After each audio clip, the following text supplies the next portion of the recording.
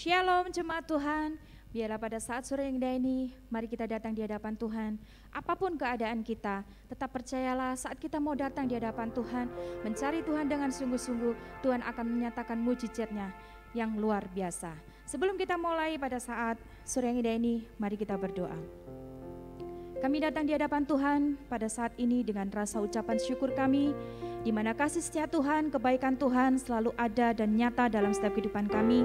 Dan kami mau membalas cinta kasih Tuhan dengan pujian penyembahan kami dan layakan kehidupan kami pada saat ini. Kami mau memuji Tuhan, memuliakan Tuhan. Biarlah kami bersuka cita dan hadirat Allah turun dalam hidup kami. Hanya di dalam satu nama Tuhan kami Yesus Kristus kami berdoa. Haleluya. Amin. Mari kita datang di hadapan Tuhan dengan ucapan syukur. Kami mau datang di hadapan Kau Tuhan dengan sukacita yang luar biasa daripada Tuhan. Amin.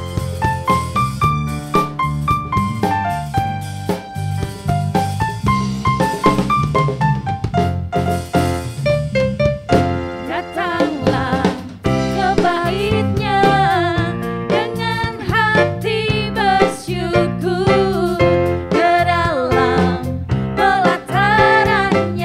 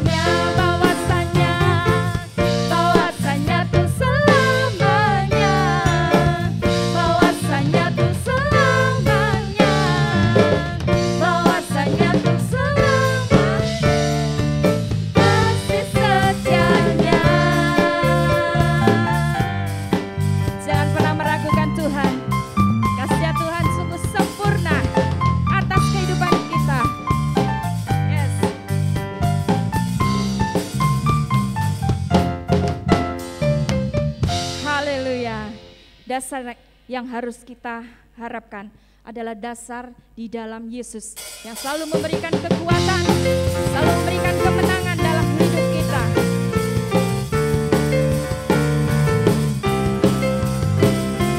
Dasar dari yang kuharapkan,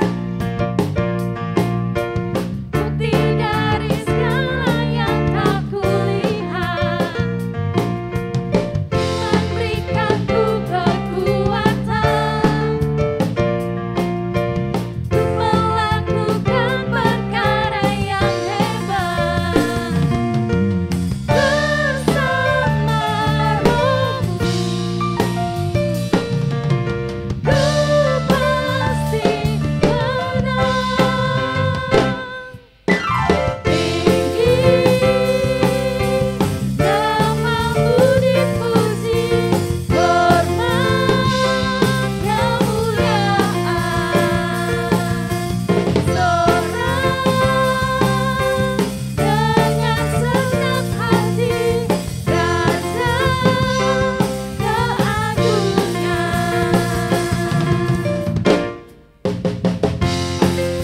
Kau tak biarkan pencobaan melebihi batas kekuatan kami, ya Tuhan. Kau tak biarkan pencobaan melebihi batas kekuatanku. Kau yang berikanku kemuliaan, semakin serupa dengan gambaranmu. Bersama Rohmu, ku pasti menang. Tinggi namamu dipuji, hormat kemuliaan, sorak dengan segenap hati, Raja keagungan.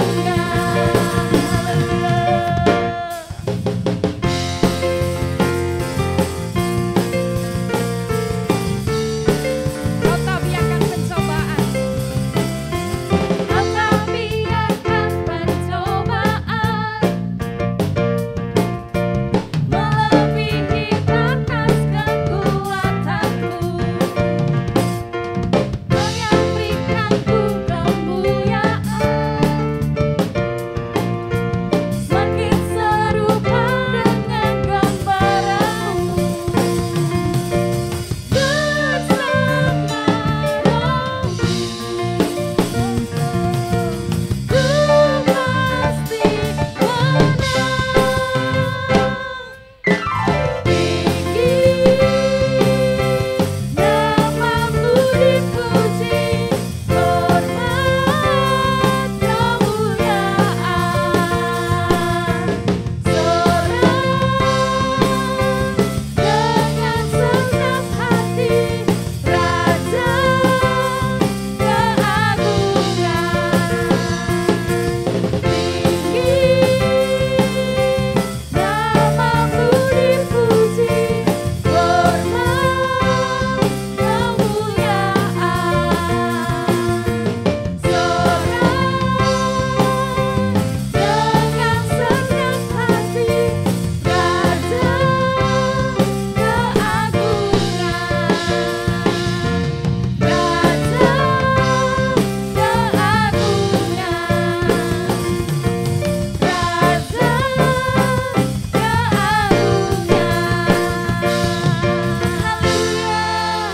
Sebab tidak ada yang dapat melukiskan betapa besarnya kasih Tuhan atas hidup kita. Dialah yang maha kuasa dan maha mulia yang memerintah atas hidup kita. Tak terlukiskan kasih yang kau berikan, karya termegah tiada banding.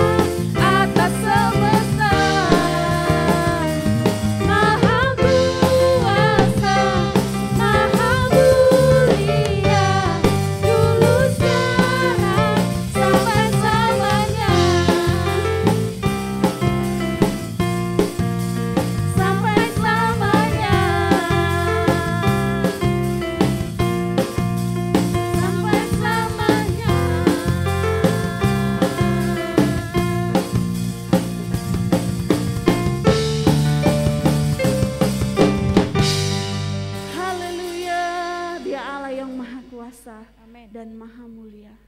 Mari kita mau menyembah dan meninggikan Dia. Kita mau menyembah Dia, Allah yang hebat, ajaib dan perkasa. Ajaib apa yang Dia buat di dalam setiap kehidupan kita. Ajaib setiap rancangannya. Ajaib setiap jalan.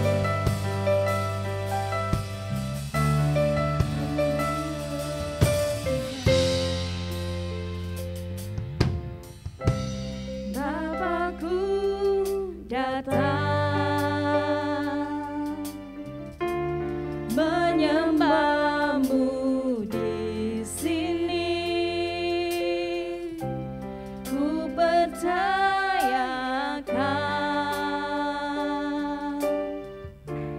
ada bagiku.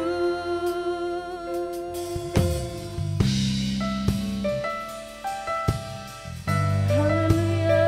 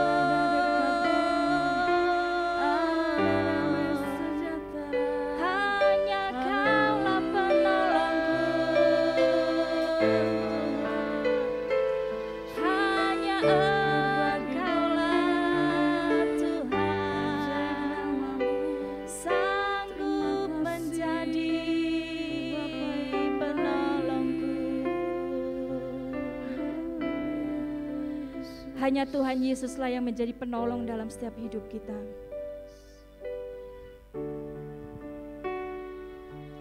Hanya Tuhan Yesuslah yang mampu menolong bagi setiap kita. Kalaupun saat ini ada yang sakit, percayalah bahwa Tuhan sanggup menolong, bahwa Tuhan sanggup memampukan dan memberikan kekuatan dan memberikan kesehatan, kesembuhan. Dan saya percaya apa yang sudah saya alami bersama suami beberapa waktu yang lalu. Saat kami berdua sakit, hanya Tuhanlah yang menjadi penolong, pengharapan dalam kehidupan kita. Hanya Tuhan Yesuslah yang menjadikan kekuatan, sandaran dalam hidup kami, untuk kami tetap kuat, dan Tuhan memberikan kekuatan, dan sampai hari ini kami boleh melayani semua karena pertolongan Tuhan. Dan kami percaya dimanapun sidang jemaat Tuhan berada, apapun keadaannya saat ini, tetap percaya bahwa hati kita tenang saat berada di hadapan Tuhan. Maka pertolongan Tuhan itu akan sempurna dan selalu ada buat kita. Terima kasih Tuhan. Terima kasih Tuhan.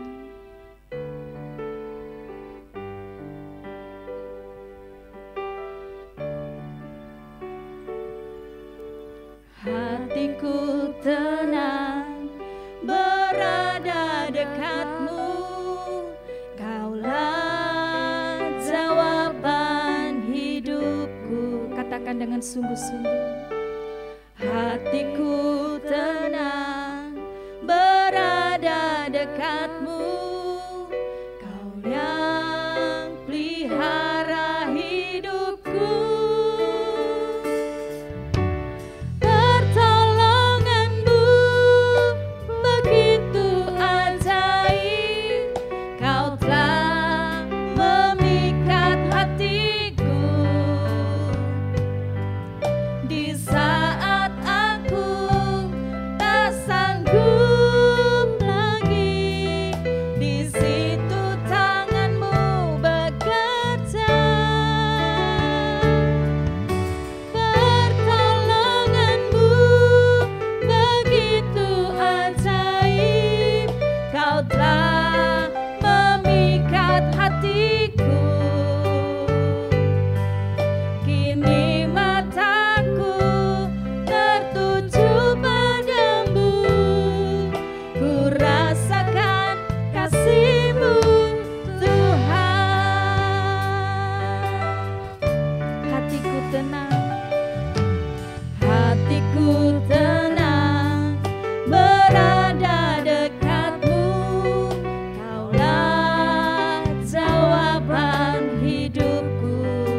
Ya Tuhan, hatiku tenang berada dekatmu, Kau yang pelihara hidupku. Pertolonganmu begitu ajaib, Kau telah memikat hatiku. Di saat aku tak sanggup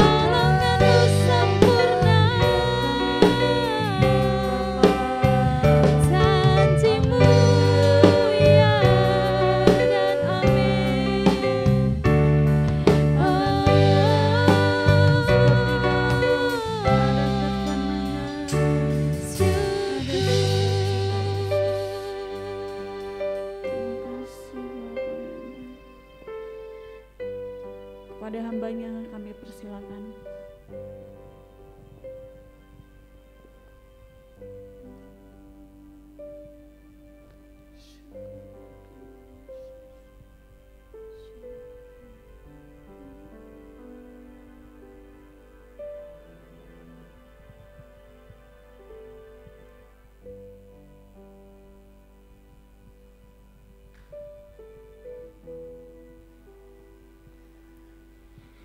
Kembali kami datang menghampiri Engkau ya Bapa. Bapa, bantulah kami supaya kami bisa melihat Engkau dengan mata iman kami. Dan biarkan iman kami berharap hal-hal yang besar daripadamu. Seperti yang Engkau sudah firmankan kepada kami ya Bapa. Kami rindu untuk mengalami semua yang Kau sediakan bagi kami. Sehingga kami boleh maju di dalam kehidupan kekristenan kami ya Bapa. Bapa, kami menyerahkan jam yang indah pada sore hari ini ke dalam tangan kasih-Mu. Di dalam satu nama yang ajaib, nama Yesus kekasih jiwa kami sudah berdoa dan bersyukur. Haleluya. Amin. Selamat sore.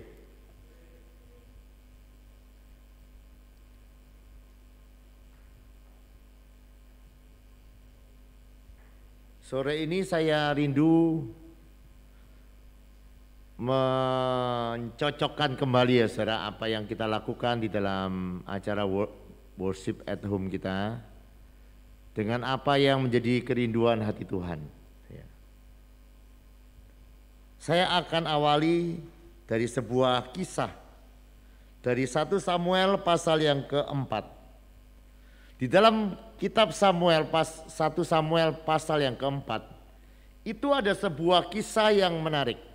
Ya, di mana bangsa Israel, umat pilihan Tuhan, itu sedang bertempur dengan orang-orang Filistin.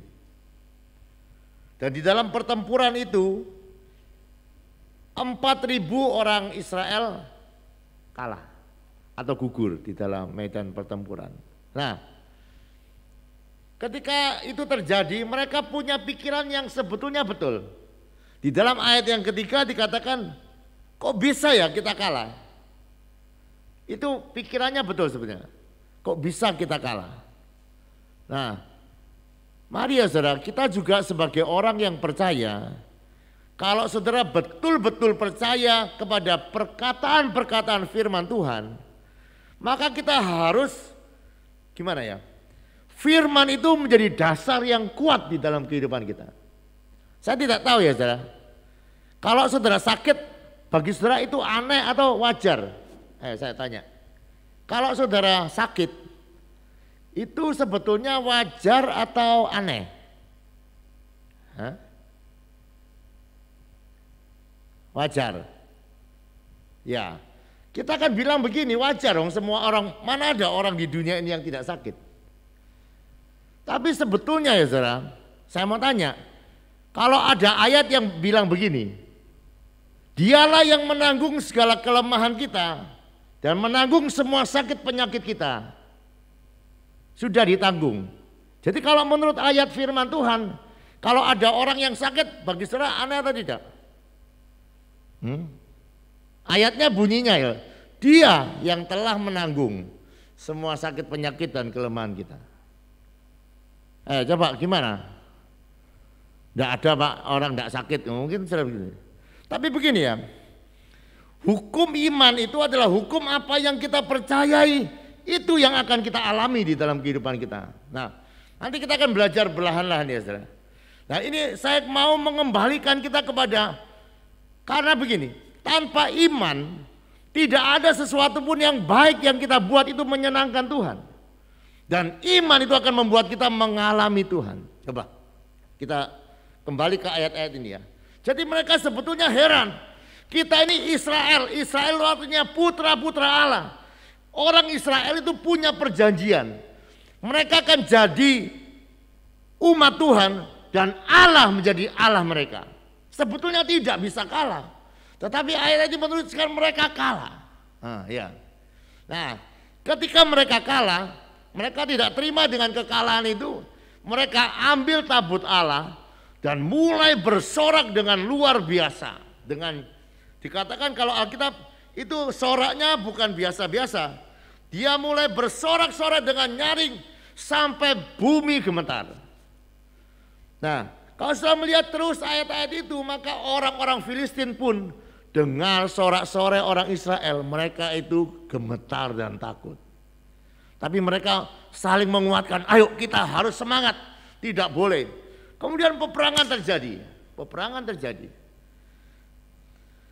Tadi yang mati 4.000, di dalam ayat yang ke-10 itu yang mati 30.000 gugur. Ini adalah sebuah pengalaman yang tragis ya saudara. Saya ulangi sekali lagi ya. Orang Israel berperang tanpa mereka memuji Tuhan, tanpa bait, tanpa tabut Allah. Mati 4.000. Ini dengan tabut Allah dan dengan sorak-sorai yang luar biasa, mati 30.000. Nah, saya percaya saudara, kalau saudara mulai melihat di dalam kitab Keluaran, pasal yang ketiga, ayat yang ke-12, pasal yang keempat, ayat yang ke-23, pasal yang ke-7, ayat yang ke-16, Keluaran 8, ayat yang pertama, itu ayat-ayat itu diulang terus begini, biarkan umatku pergi supaya mereka beribadah kepadaku. Biarkan mereka pergi, ayatnya diulang terus.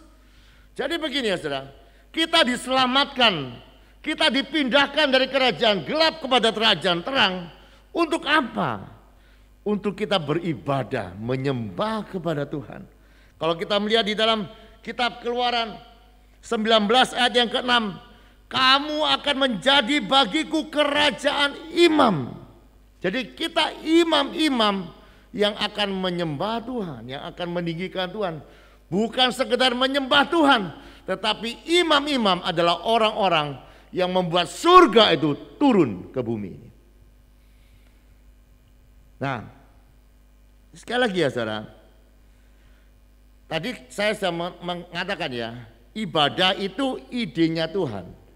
Karena Tuhan yang di dalam kitab Keluaran terus mengulang-ulang, umatku kubebaskan untuk beribadah. Umatku aku bebaskan untuk beribadah. Jadi ibadah adalah satu-satunya tujuan Tuhan. Sekali lagi ya, ibadah tidak ada yang lain. Kalau saya belajar kitab Keluaran, Tuhan suruh kita apa? Tidak ada. Tujuannya apa? Tidak ada. Kita tujuannya ibadah. Tetapi begini ya, ibadah itu bukan pergi ke gereja sekali lagi ya, kemudian menyanyi 1-2 lagu, bukan begitu. Ibadah itu adalah sebuah sikap hati di mana Tuhan menempati tempat yang paling tinggi di dalam kehidupan kita sebagai raja. Dan bukan hanya itu saja, dia menempati tempat yang paling tinggi di dalam kehidupan kita karena dia adalah harta yang kita rindukan di dalam kehidupan kita. Karena firman Tuhan berkata, perumpamaan kerajaan surga itu seperti orang yang menemukan harta yang terpendam dan dia menjual semuanya untuk mendapatkan harta itu. Jadi dia menjadi harta, dia menjadi raja dalam kehidupan kita. Nah, saya kembali ya supaya tidak. Jadi Allah membebaskan kita untuk kita beribadah. Dan ketika Allah menyuruh kita beribadah, itu ada sebuah maksud, itu ada sebuah rencana. Itu yang perlu kita pahami di dalam kehidupan kita. Sedikit banyak, kitab Keluaran 23 ayat yang ke-25 dan seterusnya, itu menggambarkan apa yang terjadi kalau kita beribadah. Kalau kita beribadah dengan benar, artinya sekali lagi ya, ibadah itu bukan sekedar menyanyi, tetapi menempatkan di dalam hati kita, dia menjadi tempat yang paling tinggi yang kita muliakan, menjadi tempat yang paling tinggi di dalam kehidupan kita yang paling kita rindukan. Nah, ketika kita melakukan ibadah di dalam Keluaran 23 ayat yang ke-25, dikatakan dia akan memberkati kita, dia akan membuat kita sehat karena sakit penyakit jauh. Nah begini saudara, kalau saudara membaca kitab-kitab itu ya, ketika bangsa Mesir kena tulah sakit penyakit, tidak ada satupun di orang Israel yang kena sakit penyakit. Halo?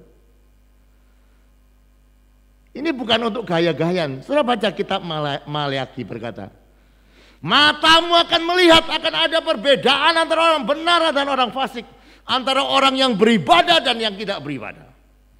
Ayat-ayat itu dengan jelas menuliskan ada bedanya antara beribadah dan tidak beribadah. Dan ketika orang Israel beribadah kepada Allahnya dengan benar ya, dengan benar, sekali lagi saya garis bawahi, dengan benar, tidak ada satu penyakit pun bisa jamah di depan mereka. Halo, apakah sudah percaya? Begini ya, sekali lagi kita mesti percaya. Karena sebaik apapun tanpa percaya, itu tidak akan menyenangkan Tuhan. Nah, jadi itu ya, ibadah itu akan membuat kita diberkati, sakit penyakit dilalukan, tidak ada yang mandul, tidak ada yang keguguran, umur kita akan digenapkan, kita akan dapat keamanan, banyak janji-janji Tuhan yang Tuhan sediakan di dalam ibadah. Saya sebetulnya menyampaikan ini dengan hati yang pedih, dan saya percaya itu juga hati Tuhan ketika melihat ibadah yang Dia rancangkan belum bisa menjadi seperti yang Dia harapkan. Dia rindu ketika kita beribadah, Dia nyata di tengah-tengah kita, Dia menyatakan kuasa dan kasih-Nya di tengah-tengah kita. Nah, tanpa pengalaman-pengalaman seperti itu, kehidupan kekristenan kita akan menjadi letih lesu. Saya kasih contoh yang jelas ya. Setiap hari Senin, saya akan suruh anak-anak PW itu datang ke sini. Tujuan saya begini. Saudara pernah kan baca di dalam Alkitab? Ketika kita mulai memuji menyembah Tuhan, roh Allah bergerak. Amin. Ketika Daud mulai memuji Tuhan, roh jahat yang dari Saul bisa keluar. Itu yang terjadi. Hukumnya di dalam ibadah, hukumnya di dalam penyembahan. Di mana ada penyembahan, Allah pasti hadir. Dan bukan hanya hadir, di mana ada penyembahan, Allah akan menyatakan dirinya. Nah, jadi setiap hari Senin, karena ada beberapa anak di PW yang proses kesembuhannya tidak terlalu cepat, saya undang untuk ada di sini bersama-sama kita setiap hari Senin. Sebetulnya saya bilang mereka tidak perlu menyanyi memuji Tuhan, mereka ada di sini saja. Saudara dan saya yang hadir dalam ibadah ini, kita mulai memuji Tuhan. Kita percaya bahwa Tuhan yang menyuruh kita beribadah, Tuhan yang menyuruh kita menyembah Dia, betul? Untuk apa? Untuk Dia hadir di tengah-tengah kita dan untuk menyatakan dirinya kepada kita.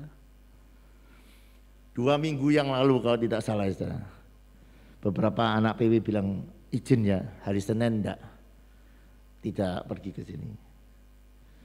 Ya saya tidak bisa memaksa. Ya boleh izin. Saya tidak tahu, itu kan anak PW.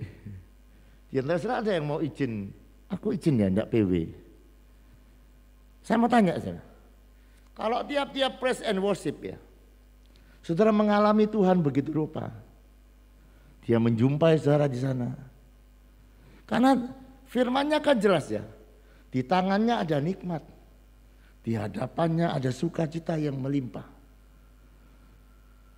Kalau di tangannya ada nikmat, saya mau tanya, apa nikmat di tangan Tuhan ada yang bisa membandingi, menandinginya? Apakah ada sukacita yang lebih besar dari sukacita di hadapan hadirat Tuhan? Ayo jawab saya.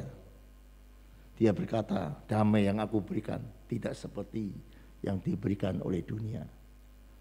Saya kan pernah bertanya, saudara, ada seorang tanya kepada saya begini, Pak, kalau memuji Tuhan itu semakin lama, apa kamu tidak pernah bosan? Saya pernah ditanya seperti itu. Kalau itu betul penyembahan ya, kalau itu betul doa, tidak akan bosan.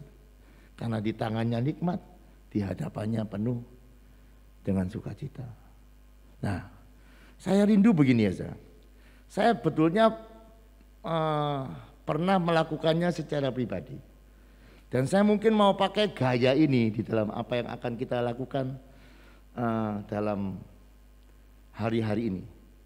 Jadi kita akan mulai memuji Tuhan ya selama beberapa saat. Nanti saya akan tuntun mulai dari awal ya, kita akan mulai memuji Tuhan. Dan begini ya, saya jelaskan sekali lagi ya. Apa sih yang bisa terjadi ketika sudah menyanyi memuji Tuhan, menyembah Tuhan? Apa yang bisa terjadi? Apa yang saudara percayai wis terjadi? Kan saya sudah mengajar saudara, kalau kita memuji menyembah Tuhan dengan penuh kerinduan, yang pertama akan terjadi, Tuhan akan hadir. Dan kita akan mengalami Tuhan. Betul? Yang kedua, kita akan mengenal Tuhan, mengenal kuasanya, mengenal kasihnya. Kita sudah pernah melewati waktu-waktu itu ya saudara. Bagaimana Tuhan bisa memberkati kita dengan berkat-berkat yang luar biasa ketika kita membangun di dalam acara-acara seperti ini. Tuhan menyatakan kemuliaannya yang belum pernah kita lihat. Yang ketiga, kita semakin mirip dengan Tuhan. Yang keempat, saat saudara menyembah dengan benar, maka saudara kepingin menyembah lagi. Coba cek saja. Daud itu saya selalu mengulang, dia mulai menyembah Tuhan tidak tahu berapa kali. Tapi akhirnya di dalam kitab Mazmur 7 kali dia sehari memuji Tuhan. Saya selalu mengulang, nanti coba kita tanya kepada Daud. Saya yakin seyakin-yakinnya tidak mulai dari 7. Itu mungkin dari satu kali dalam sehari dia memuji Tuhan dengan teratur. Kemudian ketika dia menikmati, enak ya, dia tambah 2 kali sehari dia memuji Tuhan. Semakin hari kenapa kok semakin tambah? Bukan karena dia mau sok rohani, bukan. Bukan karena dia untuk dilihat orang, bukan. Karena memang ketika dia menyembah Tuhan kok nikmat ya. Kok enak ya, luar biasa ya sukacitanya, hebat ya nikmatnya. Jadi dia tambah. Yang kelima, saat saudara memuji menyembah Tuhan, kita sedang membangun sebuah atmosfer kemuliaan. Kota kita pasti diselamatkan, bangsa kita bahkan bisa diselamatkan.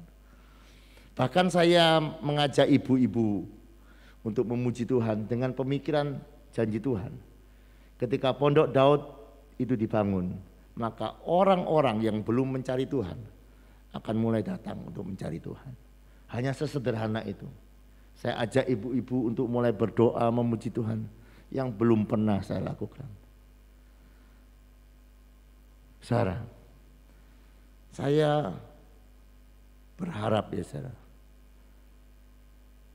acara ini tidak lalu begitu saja. Kita sedang dibawa untuk masuk dalam pengalaman-pengalaman dengan Tuhan. Nah, jadi nanti formatnya akan seperti begini. Kita akan ambil waktu teduh sejenak. Dan kemudian kita tidak tahu ya, mungkin pokoknya kita mau membuktikan kalau kita menyembah Tuhan dia akan datang dan menjumpai kita. Yang bilang bukan saya loh. Sudah baca kitab Keluaran 29. Di situ dituliskan, aku akan menjumpai engkau. Aku akan diam di tengah-tengahmu. Dan engkau akan mengenal aku. Lewat apa? Lewat penyembahan. Jadi kalau saya mau menggambarkan ya, penyembahan ini adalah sebuah undangan istimewa Tuhan kepada saudara dan saya. Ya, itu seperti saudara sedang diundang ke hadiratnya dengan disuguhi nikmat, sukacita, mujizat dan yang lain-lain. Anggaplah saudara pernah pergi enggak ke pesta kawin? Pesta kawin, ada banyak sajian. Sama, Tuhan mengundang kita untuk menikmati dia. Nah, kemudian ketika saudara pulang dari pesta kawin kan saudara bilang, enggak enak makanan nih, gitu. Atau saudara bilang, oh enak makanan nih, wah luar biasa. Nah, kan dengan gambaran seperti itu ya saudara, dengan gambaran Tuhan mengundang saudara untuk beroleh di hadapannya ada sukacita di tangan nikmat. Saya kepengen ya, kita akan tutup acara worship at home kita lebih awal. Dan saya suruh nanti akan dimulai dari mungkin saya sendiri saudara. Karena begini ya, firman Tuhan berkata anak-anak itu akan masuk kerajaan surga. Itu karena mereka jujur. Begini ya, Kadang kita kurang jujur dengan kehidupan kita. Saya mau tanya, Daud itu sehari memuji Tuhan berapa kali? 7 kali. Saya mau tanya, pernah enggak Daud menyanyi tapi enggak rasa apa-apa? Pernah? Sudah baca Mazmur 22. Waktu dia menyanyi kadang dia enggak rasa apa-apa. Pertanyaannya, ketika dia menyanyi memuji Tuhan dan tidak rasa apa-apa, bagi dia aneh. Bagi dia aneh. Loh Tuhan, aku nyanyi kok ora teko kowe. Gitu.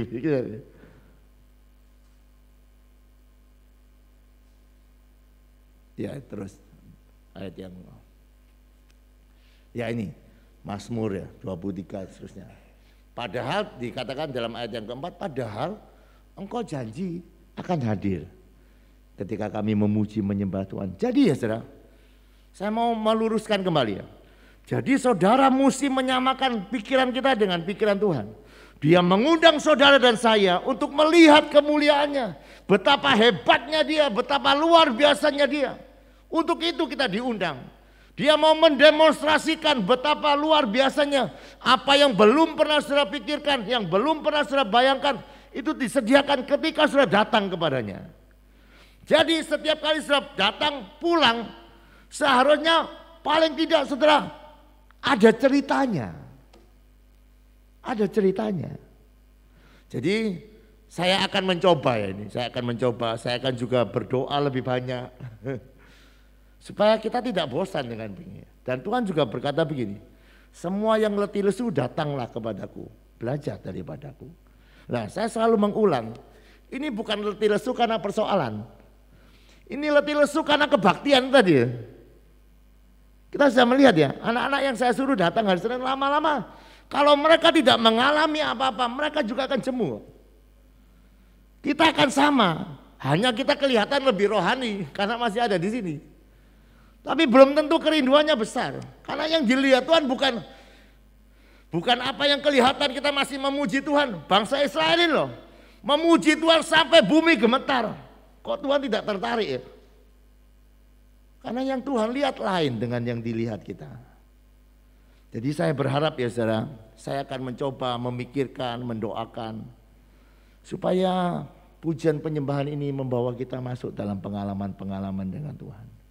Dan saya juga minta tolong saudara yang ambil bagian di dalam pelayanan tim Praise and Worship, kita punya kerinduan yang sama. Ini bukan sebuah ajang di mana kita menyanyi tanpa salah atau main musik tanpa salah. Yang kita lebih rindukan, kita melihat Tuhan yang rindu melihat kita pada tiap-tiap sore di sini. Halo? Ya. Jadi kita akan memulai itu ya saudara. Jadi lihatlah kerinduan hati Tuhan. Tuhan itu, saya yakin Tuhan itu pedih ya hatinya. Ketika dia menyediakan hal-hal yang terbaik. Tapi tidak saudara makan. Dia menyediakan banyak mujizat saudara pulang. Saya mau tanya. Ketika banyak orang berkerumun dan yang disembuhkan hanya orang perempuan pendarahan. Saya mau tanya, apakah Tuhan itu hanya kepengen menyembuhkan perempuan pendarahan itu? Apa betul? Apakah hanya Tuhan datang untuk satu perempuan pendarahan? Tidak. Tapi kenapa satu yang sembuh? Karena dia yang percaya, dia yang beriman, dia yang datang dengan sungguh-sungguh.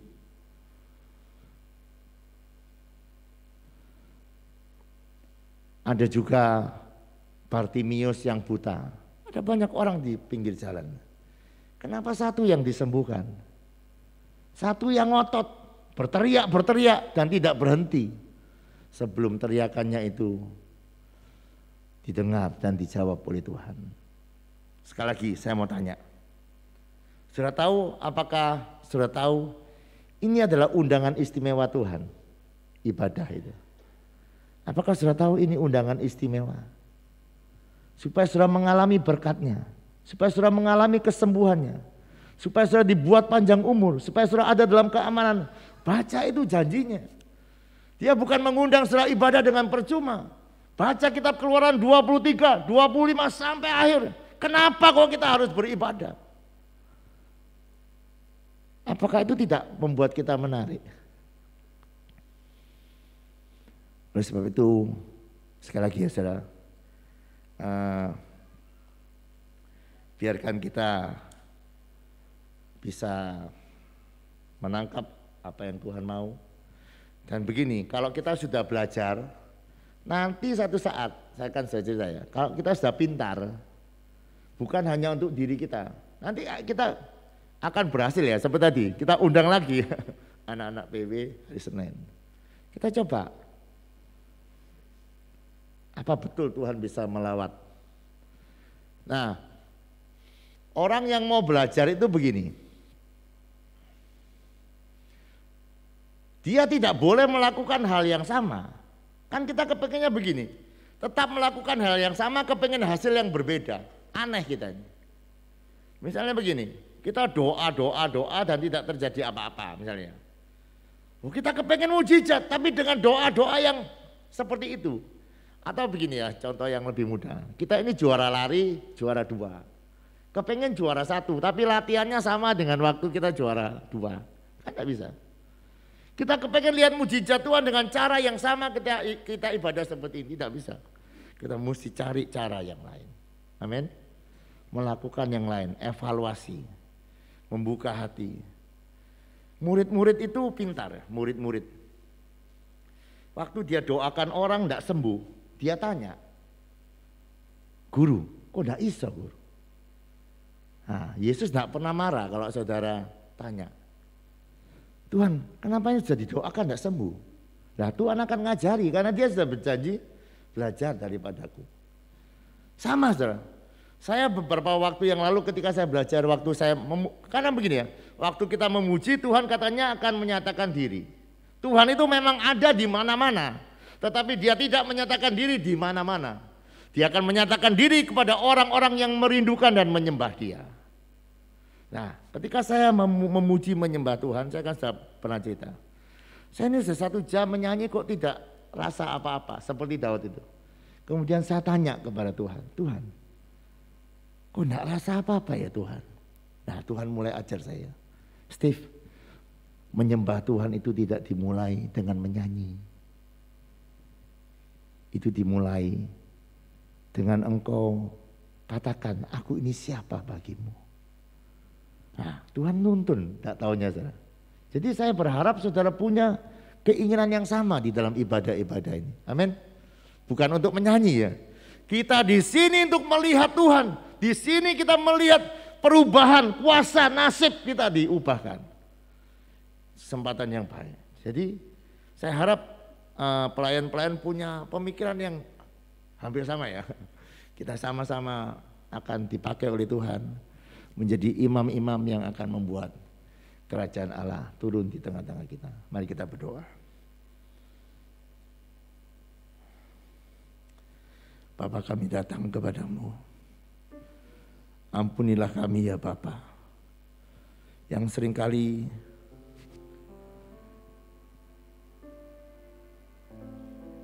kami tidak bisa menikmati Engkau.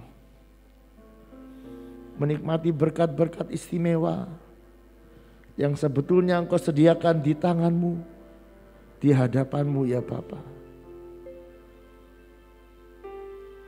Bapa, kami minta Engkau membantu kami supaya kami bisa beriman, iman ini bangkit. Kami pakai waktu beribadah kepada Engkau dengan kerinduan yang besar untuk melihat Engkau. Dengan kerinduan yang besar untuk orang-orang di sekitar kami juga bisa diberkati lewat penyembahan kami.